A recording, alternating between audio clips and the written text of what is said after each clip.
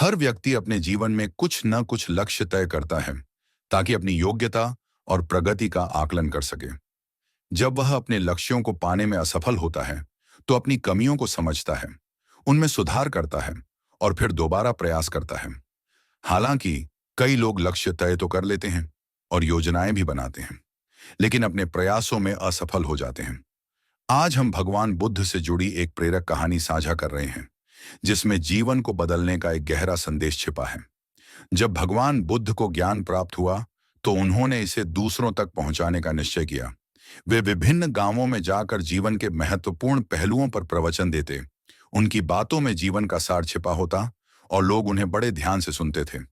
ऐसे ही एक गांव में एक व्यक्ति नियमित रूप से उनके प्रवचनों में आता था। कई महीने गुजर गए, लेकिन उसने महसूस किया कि उसके जीवन में कोई खास बदलाव नहीं हुआ। परेशान होकर वह एक दिन भगवान बुद्ध के पास गया और बोला, मैं लंबे समय से आपके प्रवचन सुन रहा हूं, लेकिन एक अच्छा इंसान बनने की मेरी कोशिश सफल नहीं हो रही।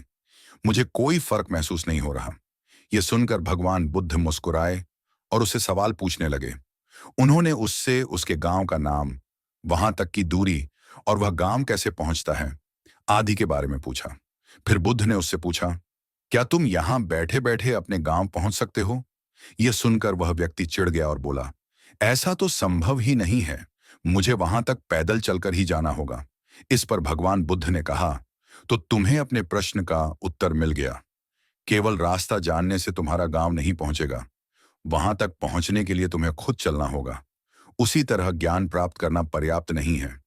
जब तक तुम इसे अपने जीवन में लागू नहीं करोगे, तब तक तुम्हारे अंदर कोई बदलाव नहीं आएगा। अगर सच में अच्छा इंसान बनना है तो अपने ज्ञान को व्यवहार में लाना होगा और इसके लिए निरंतर प्रयास करना होगा। यह कहानी हमें सिखाती है कि केवल ज्ञान अर्जित करना पर्याप्त नहीं है, बल्कि उसे अपने जीवन में लागू करना ही असली बदलाव की शुरुआत है। आपको यह वीडियो पसंद आए तो इसे लाइक करें, अपने मित्रों के साथ साझा करें और हमारे चैनल को सब्सक्राइब करना न भूलें। आपकी प्रतिक्रिया और समर्थन हमें और भी बेहतर सामग्री प्रस्तुत करने के लिए प्रेरित करेंगे।